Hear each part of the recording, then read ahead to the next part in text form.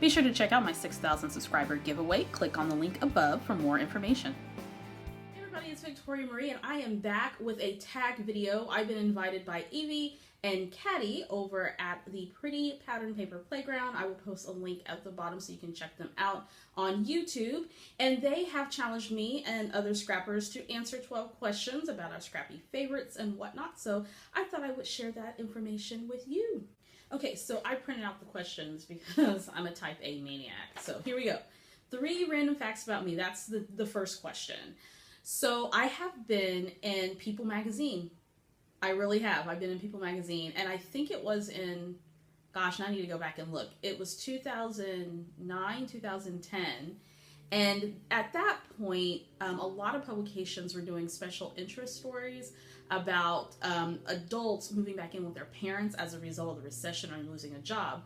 And the month previous, I was featured in the Fort Worth Star-Telegram, which is a local paper in the Fort Worth area here in Texas. And I got featured in there, me and my family, because my professor at the time when I was in grad school, and all this happened when I was in grad school working on my master's degree, my professor at that time was being interviewed to talk about this topic, and it just so happened that my spouse and I moved in with my mom because I had lost my job, and then I just went to grad school, and we thought, well, we'll just save some money and move with my mom. Around the same time, my mom had gotten really sick, and so we were helping her out, and she was helping us out. Anyway, professor said, hey, I have this student who is kind of going through something like that. Maybe you'll be interested in interviewing her. Now, the major publications get their stories from local city and town publications.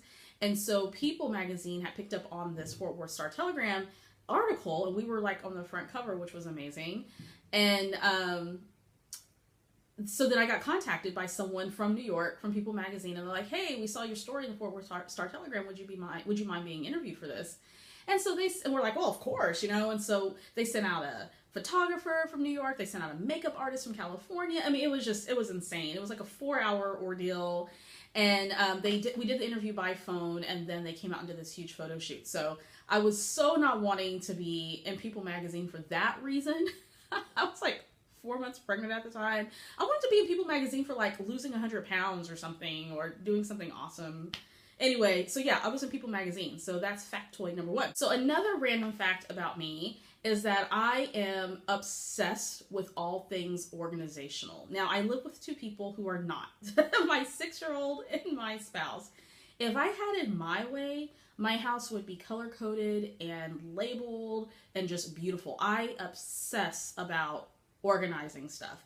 And my favorite store is the Container Store, and I could spend all my money at that store. Third fact is I was born in Fulda, Germany back in 1981. I'm a pup. I'm just a pup. And during that time, my father was serving in the military, and I was the only little black baby born on March 23rd, 1981 in a little German hospital outside of Fulda, Germany. And so yeah, they thought that there was something wrong with me because I was so teeny tiny. I was only 6 pounds and 5 ounces. And I guess they expected me to be bigger than that, according to my mom's account of the story.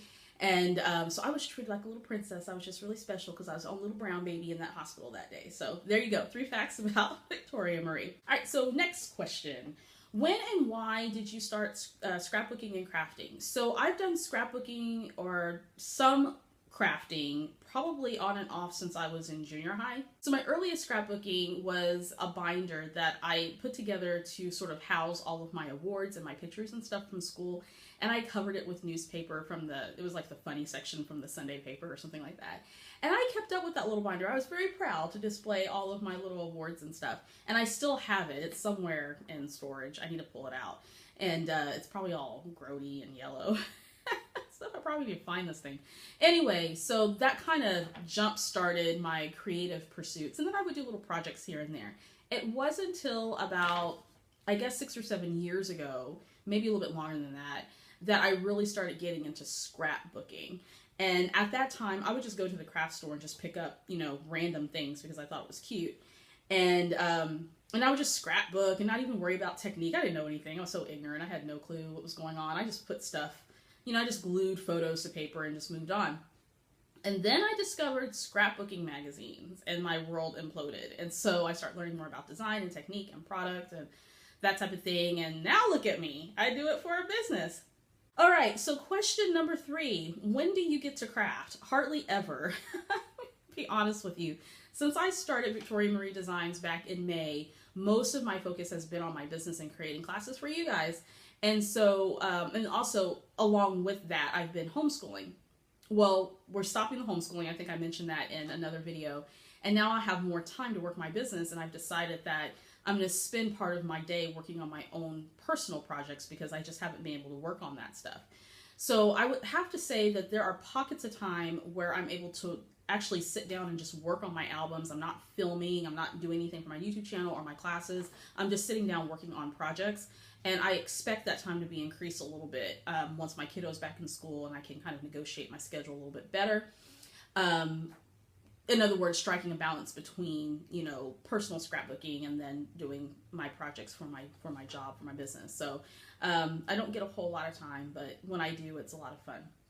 It's just a different mindset when you're doing it because you have to for your business versus when you're doing it for pleasure. So what do you consider your style? I consider my style to be eclectic. I like it all. I like traditional, I like simple, I like mixed media, I love it all. And sometimes I will ebb and flow. So there'll be weeks where I'm on a mixed media kick, and then I get tired of that, and then I do simple scrapbooking. And then I get tired of that, and then I want to do something more traditional and linear. I like to keep it flexible. And if you look through my scrapbooks, you'll see that I have just a variety of different styles in my scrapbooks. And I like that. I think it adds a lot of interest. All right, what are your top 3 go-to techniques? My top 3 go-to, okay, so the first one is I will typically always mount my photo on white paper if I don't print it with a white border. So that's number 1. And then number 2 is I tend to always handwrite my journaling, although lately I've been wanting to journal a lot. So I've been typing or using my new We Are Memory Keepers typecast typewriter or something like that. So I will always either handwrite or type something on my layouts. And I like lots of journaling. I tend not to always just write just a small little bit of journaling. I like to write a lot of journaling so I can remember all the details when I go back and look at the layout later.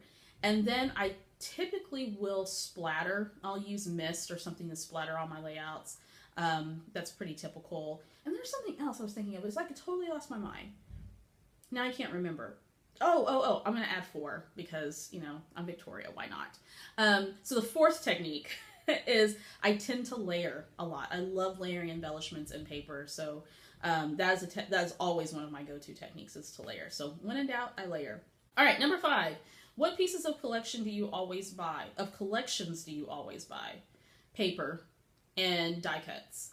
I tend to not buy a collection if it doesn't have a good selection of paper and die cuts. It's very important, mainly because I like to layer. And if I don't have anything to layer with, then I'm not having it. Also, too, it needs to have some kind of dimensional elements. So wood veneer or cork or flare or something, and lots of it. I don't like little skimpy collections. I like all the things. So those are the things I look for when I buy collections. Next question, what are your favorite old and new collections? Well, I'll start with new because I'm using it a lot lately, is the Amy Tangerine Oh Happy Life, why am I looking over there?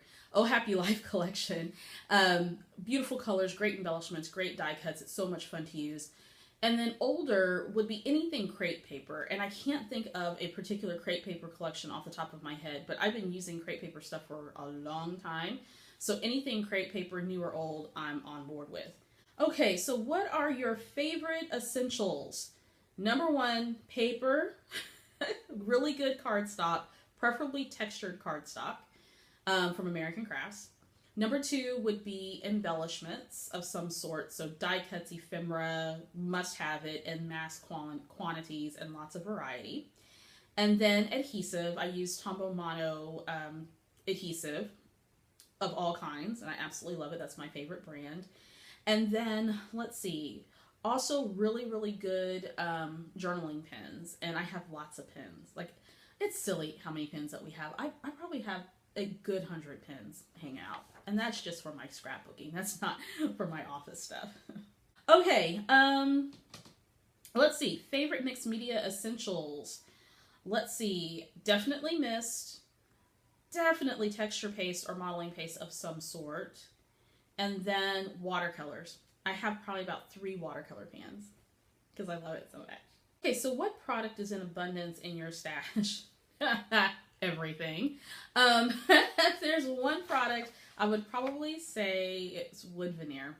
I have an obsession with wood veneer of all kinds, all shapes, all sizes. You know, I just love it. And when I'm purging my stash, I don't let it go. I just let it collect and collect and collect because it makes me happy. I am not afraid to admit that I have quite an obsession with it. I think that's okay. I think we have to be obsessed with something, right, in our life. And for me, it's wood veneer. Why do I like wood veneer so much? Because it's so versatile. You can put washi tape on it. You can stamp it. You can alter it in some way with, you know, inks and mixed media products. It's just so much fun to use. And, you know, anytime that I see a really interesting shape, I'm going to buy it. And will I use it? Who knows? But at least it's in my stash and it makes me feel happy. So what changes would you like to see from manufacturers and collections? I would say I would like to see a little bit more diversity in terms of color story. Now, don't get me wrong. I love the turquoise and the pink and the gold and all that. That was super popular coming out of 2015 and 2016. Absolutely beautiful. I have a lot of those things.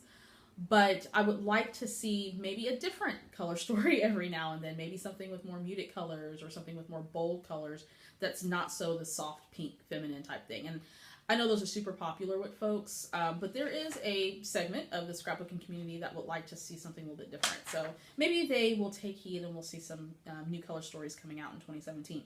Lastly, what advice would you give to someone who just started scrapbooking and memory keeping? Don't do it. No, I'm kidding. I'm totally kidding. Totally do it. Totally scrapbook. I think my only single piece of advice is this.